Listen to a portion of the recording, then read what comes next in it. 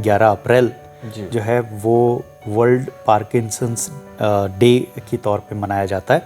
और ये पहली बार 1997 में यूरोपियन पार्किंसंस डिजीज़ एसोसिएशन ने इसकी शुरुआत की। इसको मुख्य रूप से 5 स्टेजेस में हम लोग डिवाइड करते हैं जी, है ना। क्योंकि हम जानते हैं कि पार्किंसंस जो है वो एक तरीके से प्रोग्रेसिव एक डिजीज़ है, यानी कि इसमें ये डीजेनरेटिव टाइप है, यानी कि इसमें वापस जो है हम पूरी तरह से पूर्णतः स्वास्थ्य को पा लेंगे ऐसा संभव नहीं हो पाता। पहले जो लक्षण की अगर हम बात करें तो हमारे जो मूवमेंट रिलेटेड जो फंक्शंस हैं उनके ऊपर इसका असर आने लगता है।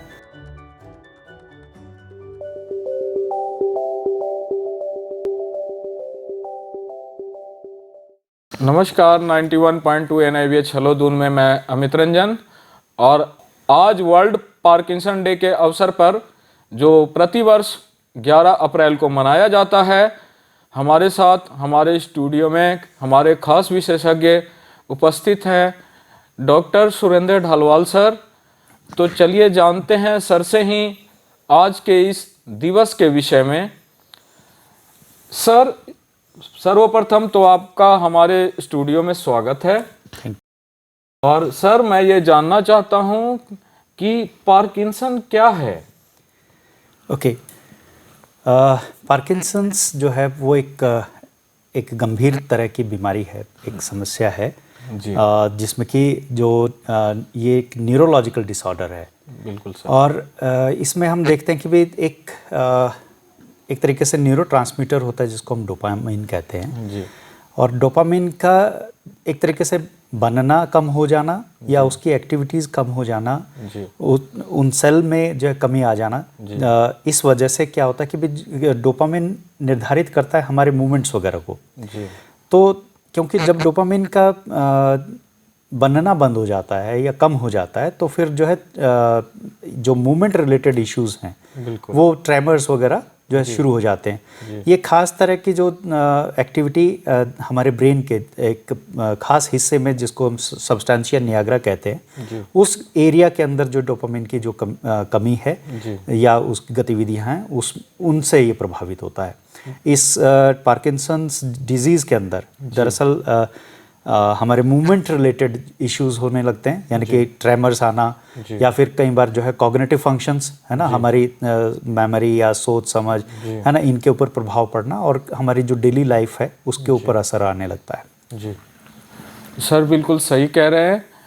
जो पार्किंसन है वो हमारे मोटर न्यूरॉन को इफेक्ट करता है और जो हमारे मोटर फंक्शन है वो डिस्टर्ब होते हैं।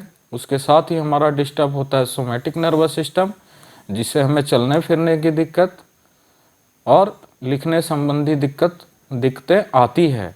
साथ में ही सर से हम ये जानना चाहेंगे कि सर वर्ल्ड पार्किंसन डे कब और क्यों मनाया जाता है?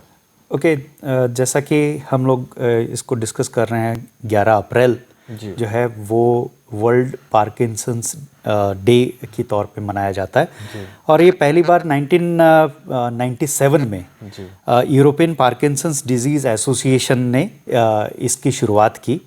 ये तब से जो है इसको हर वर्ष 11 अप्रैल को मनाया जाता है जी। बिल्कुल सर। साथ ही आगे चलते हैं, हम सर से ये जानने का प्रयास करते हैं कि सर जब भी कोई बीमारी शुरू होती है तो उस बीमारी के कुछ प्रारंभिक लक्षण होते हैं। तो पार्किंसन के क्या क्या सिम्टम्स हैं और शुरुआती दौर में पेशेंट के अंदर वो कौन कौन से सिम्टम्स दिखाई देते हैं? देखिए, जैसा कि हम जानते हैं कि मोटर न्यूरॉन का ये डिसऑर्डर है जी सर। और तो इसीलिए जो सबसे पहले जो लक्षण की अगर हम बात करें तो हमारे जो मूवमेंट रिलेटेड जो फंक्शंस हैं उनके ऊपर इसका असर आने लगता है।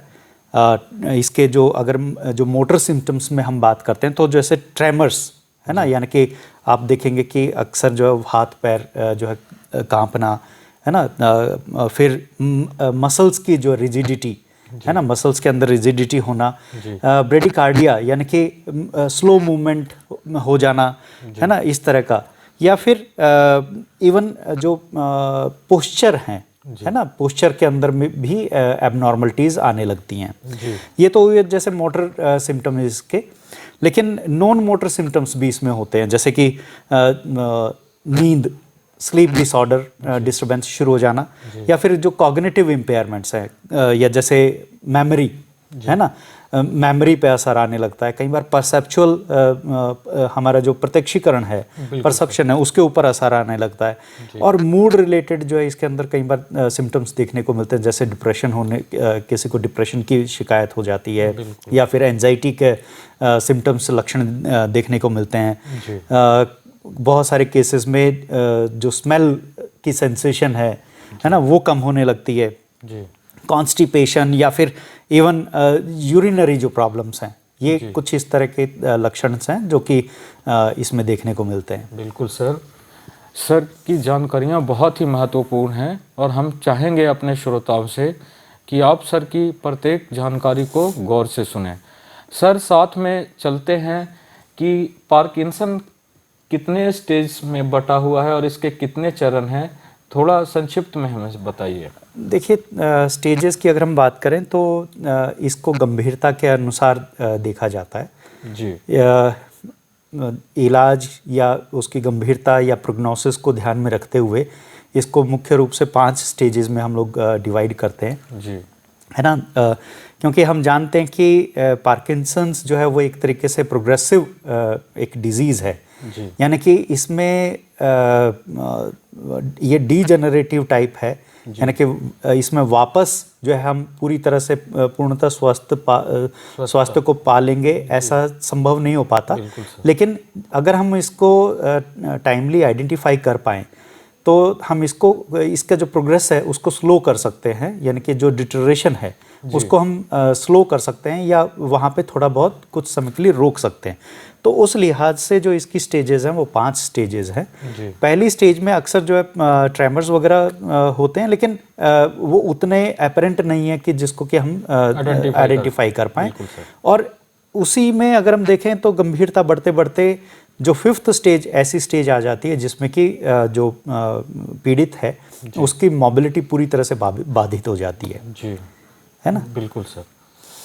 चलते चलते हम आगे की एक और कड़ी को जोड़ते हैं कि सर, जब हमने इसके स्टेज के विषय में जाना, इसके सिम्टम्स जाने, इसके इन्वेंशन के बारे में जाना कि कब इसको इन्वेंट किया गया, एक प्रोफेसर पार्किंसन के द्वारा इसको इन्वेंट किया गया, और साथ में हम सर से ये भी जानने का प्रयास करते हैं कि सर इसका प्रिवेंशन किस प्रकार से किया जा सकता है, इसके प्रिवेंट के उपाय क्या क्या हैं। ये बहुत सही आपने बात की कि प्रिवेंशन है ना, और या फिर मैनेजमेंट जी, क्योंकि जब हम ट्रीटमेंट की बात करते हैं तो फुल कंप्लीट क्योर जो है इसका अभी भी नहीं मिल पाया है, है ना, कि हम एक तरीके से गारंटीड रूप में हम कह सकें कि भी हाँ इसका पूरी तरह से क्योर हो सके, तो वैसा नहीं है। लेकिन हाँ, इसको मैनेज किया जा सकता है, जैसा कि हम सीधे तौर पे देखते हैं कि जैसे डोपामिन की हम बात कर रहे थे, तो उसी तरह से लेवडोपा जो है वो एक मेडिसिन के तौर पे दिया जा सकता है। इसमें डोपामिन एगोनिस्ट्स दिए जा सकते हैं, और फिर माओ बी इनहिबिटर्स, ये कुछ एक तरीके से मेडिकेशंस हैं, है ना, मेडिसिन्स हैं, डॉक्टर की सलाह पे ये मेडिसिन्स ली जा सकती हैं। तो इससे क्या कि भी हमारा जो मूवमेंट वो इम्प्रूव हो सकता है, या फिर जो मूवमेंट के जो रिस्ट्रिक्शंस हैं वो हो सकता है कि कम हो। हमारे जो मस्कुलर जो लैक ऑफ फ्लेक्सिबिलिटी है ना, वो हम फ्लेक्सिबिलिटी थोड़ा सा हम एनहांस कर सकते हैं। तो ये कुछ चीज़ें हम लोग कर सकते हैं, ये मेडिसिन्स के तौर पे हम लोग ऐसा कर सकते हैं। और फिर इसका कुछ जो मोडेलिटी हैं मैनेज करने के, उसमें जैसे फिजियोथेरेपी का रोल है, जिसमें कि ऐसी एक्सरसाइजेस जो कि मोबिलिटी, बैलेंस, है ना, और जो फ्लेक्सिबिलिटी है उसको बना के रखा जा सके, इस तरह की जो फिजियोथेरेपेटिक एक्सरसाइजेज है वो करवाई जा सकती हैं। ऑक्यूपेशनल थेरेपी इसमें एक रोल प्ले करती है, ताकि जो है व्यक्ति अपनी जो डेली लिविंग जो स्किल्स हैं, है ना, डेली लिविंग एक्टिविटीज हैं, उनको इम्प्रूव कर सके, उनको मैनेज कर सके, मेंटेन कर सके। तो ये कुछ चीज़ें की जा सकती हैं। कुछ केसेस में सर्जरी भी रिकमेंडेड होती है, जिसमें कि डीप ब्रेन स्टिमुलेशन, जिसको कि डीबीएस भी कहा जाता है, वो भी किया जा सकता है। तो अगर हम इसमें देखें तो कोई एक चीज केवल मेडिसिन देना ही पर्याप्त नहीं है ना, या फिर केवल फिजियोथेरेपी ही काम करेगी, ऐसा भी नहीं है। तो ये एक तरीके से एक कंबाइन अप्रोच से अगर हम क्लाइंट की केयर करें तो उसका जो लिविंग है उसको हम एनहांस कर सकते हैं, उसके वेलबींग को थोड़ा सा सुधार सकते हैं। बिल्कुल सर। सर, जब भी कोई पार्किंसन का पेशेंट हमारे मनोविज्ञान पुनर्वास केंद्र में आता है तो उस पेशेंट को आप क्या एडवाइस देते हैं उसके जीवन के प्रति और उसके लाइफस्टाइल के प्रति? ओके, डेफिनेटली ये बड़ा चैलेंजिंग चीज़ है, कंडीशन है, जिसको कि हम पार्किंसंस कहते हैं, है ना। ऐसे में जब हम साइकोलॉजिकली जब उनको मैनेज कर रहे होते हैं, उनके इन पेशेंट्स को या पेशेंट या केयर गिवर को, तो सबसे इम्पोर्टेंट चीज़ आ जाती है साइको एजुकेशन। यानी कि हम पहले अपने क्लाइंट को और अपने जो क्लाइंट के केयर गिवर्स हैं उनको साइको एजुकेट करें डायग्नोसिस के बारे में। हम उनको बताएं कि भी इसका प्रोग्नोसिस क्या है ना। हम उनको बताएं कि भी किस हद तक जो है इसको मैनेज किया जा सकता है ना। और मेडिसिन क्यों ज़रूरी हैं, ऑक्यूपेशन थेरेपी क्यों ज़रूरी है। तो अगर हम इस तरीके से उसको इस डिजीज़ के बारे में अवेयर करवाएं, उनको एजुकेट करें, तो एक्सेप्टेंस का स्तर जो है वो बढ़ता है। बिल्कुल सर। जब हम एक्सेप्टेंस डेवलप करते हैं तो हम आगे बढ़ने के लिए और प्रयास हम लोग कर पाते हैं, है ना। तो फिर जैसा कि मैंने पहले भी बताया कि भी जैसे इसमें और सिम्टम्स, नॉन मोटर जो सिम्टम्स हैं उसमें डिप्रेशन, एंजाइटी, है ना, या स्लीप रिलेटेड इश्यूज, ये सब चीज़ें हो जाती हैं। तो हम साइकोलॉजिकली उनको जैसे कॉग्निटिव बिहेवियर थेरेपी, है ना, क्योंकि अक्सर हम देखते हैं कि भी कोई भी डिसेबलिंग जो कंडीशन होती है उसमें हमारे कॉग्निशंस पे, संज्ञान जो है उसके ऊपर विकास, उसके ऊपर प्रभाव पड़ने लगता है।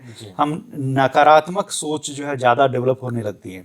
तो ऐसे में कॉग्निटिव बिहेवियर थेरेपी, है ना, वो इसमें रोल प्ले करती है। हम उसके नेगेटिव जो कॉग्निशंस हैं, है ना, उसको रोक सकें, इसीलिए साइकोथेरेप्यूटिक हेल्प दी जाती है। रिलैक्सेशन थेरेपीज जो है, रिलैक्सेशन एक्सरसाइजेज उनको बताई जाती हैं, जिससे कि वो रिलैक्स रहें, उनके एंजाइटी रिलेटेड सिम्टम्स जो है वो कम हो, स्ट्रेस रिलेटेड सिम्टम्स कम हो, है ना, नींद में सुधार आ सके।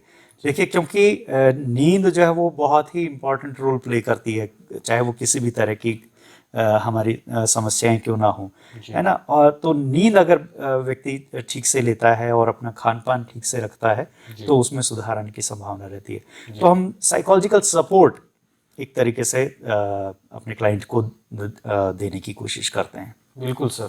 सर ने अभी नींद की बात की।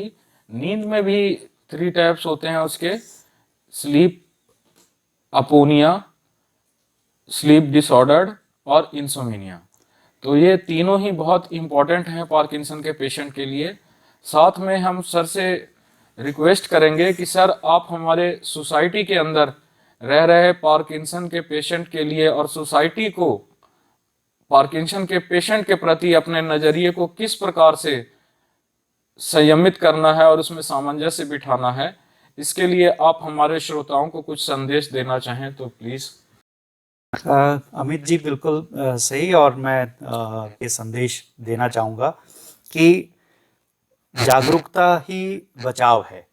अगर हम जितना ज़्यादा अवेयरनेस जनरेट करेंगे, क्योंकि ये एक ऐसी गंभीर समस्या है पार्किंसनिज्म, पार्किंसन डिजीज़, जिसमें जो कि डीजेनरेटिव है।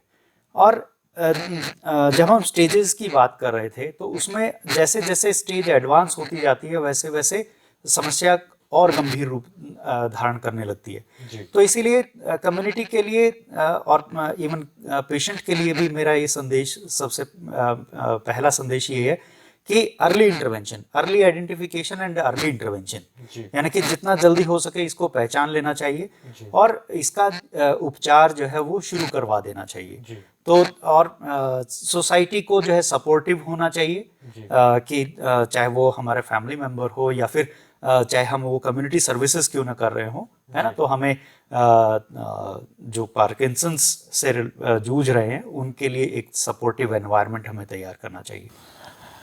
अंत में प्रोग्राम के समापन की ओर चलते हैं। कहा जाता है इंसान जिंदगी का मुरीद नहीं होता, जिंदगी इंसान की मुरीद होती है।